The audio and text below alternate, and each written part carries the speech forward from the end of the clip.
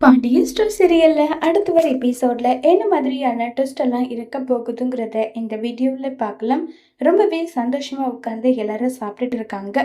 அப்ப பழனி பேனர் வச்ச விஷயமா ராஜுக்காக வச்சதான்னு சொல்லிட்டு எல்லார்கிட்டையும் போட்டோ காட்டிட்டு இருக்காங்க. இதை பார்த்து எல்லாருக்கும் அவ்வளோ சந்தோஷமா இருக்கு. ரொம்பவே சந்தோஷமாவும் பெருமையாவும் ராஜியை பத்தியும் பாண்டியனை பத்தியும் கதிரை பத்தியும் பேசிட்டு இருக்காங்க.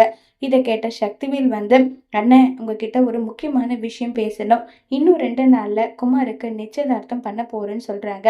இதை கேட்டதும் காந்திமதி ஏண்டா இன்னும் அந்த பொண்ணு வேண்டான்ற மாதிரி தான் நாங்க முடிவு எடுத்திருக்கோம். நீ பாட்டுக்கு இப்படி சொன்னா என்ன அர்த்தம்னு சொல்லிட்டு இருக்காங்க. என்ன மாறி உனக்கும் இதுல விருப்பமான்னு சொல்லி கேக்குறாங்க. பையனுக்கு ஒரு நல்ல விஷயம் நடந்தா யாருதான் அதை சந்தோஷப்படாம இருப்பாங்க. எனக்கும் சந்தோஷம்தான் சொன்னதும் அப்ப எல்லாரும் ஒண்ணு சேர்ந்து இருக்கீங்க அப்படித்தானேன்னு சொல்லிட்டு காந்திமதி கோவப்பட என்ன அதான் பண்ண சொல்றது. என் பையனுக்கு எது நடந்தாலும் எது நடக்க கட்டியும் அதை பத்தி நீங்க யாரும் கவலைப்படுற போறது கிடையாது. என் பையனுக்காக நான் தானே கவலைப்படுறேன். நீங்க தான் ஓடி போன ராஜியை பத்தியும் அந்த பரதேசி பாண்டியனை பத்தி தான் பெருமையா பேசிட்டு இருக்கீங்கன்னு சொல்லி சக்திவேல் கோவப்பட்டு பேசுறாங்க. உடனே முத்துவேல், சக்தி போதும் நிறுத்து. இப்ப என்ன 2 நாள்ல நிச்சயதார்த்தம் பண்ணணும் அவ்வளவுதானே.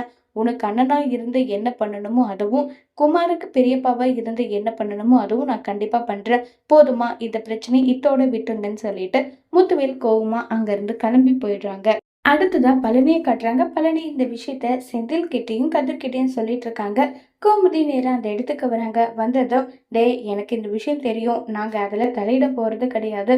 என்ன நடக்கணும்னு இருக்கோ அது நடந்துட்டு போட்டோம், நமக்கு என்ன வந்ததுன்னு சொல்லிட்டு பழனி அங்க இருந்து போறாங்க. உடனே செந்திலும் எந்திரிக்க பாக்குறாங்க. டேய் செந்தில், ஒரு நிமிஷம் நில்லு. மீனாவுக்கும் உனக்கும் என்ன பிரச்சனை? நீங்க 2 பேரும் பேசிக்கவே மாட்டேங்கிறீங்கன்னு சொல்லி கேக்குறாங்க.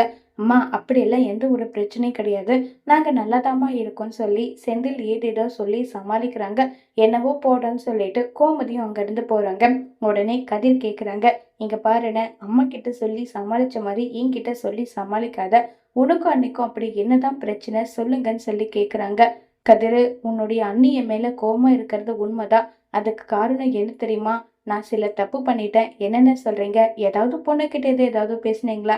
இல்லடா, அதெல்லாம் இல்ல. அப்புறம் என்ன? பணம் வாங்கிட்டேன். என்னென்ன கடன் வாங்கிட்டீங்களா? இல்ல, வேலை செய்யறதுக்காக சில பேர்கிட்ட பணம் வாங்கிட்டேன். என்னென்ன சொல்றீங்க? லஞ்சம் வாங்கிட்டீங்களா? அண்ணன், என்னென்ன? இதை நான் உங்ககிட்ட எதிர்பார்க்கல. நீ பணம் கொடுத்து வேலை வாங்கணுன்றதுக்காக நீ பணம் வாங்கணும்னு அவசியம் எல்லாம் கிடையாது. இந்த விஷயம் அப்பாவுக்கு தெரிஞ்சா என்ன நடக்கும் தெரியுமா? என்ன வீட்டை விட்டு வெளியே துரத்துவாரு. 4 பேர் முன்னாடி என்னை அசிங்கப்படுத்துவாரு. அண்ணன், உனக்கு நடக்க வேண்டிய விஷயத்த நீ சொல்ற. அப்பாவை பத்தி நினைச்சு பார்த்தியா? அதை அப்பா தாங்குவாரான்னு சொல்லி கதிர் சொல்லிட்டு, இதை நான் எதிர்பார்க்கலன்னு சொல்லிட்டு கோவமா கதிரும் அங்கிருந்து கிளம்பி போறாங்க.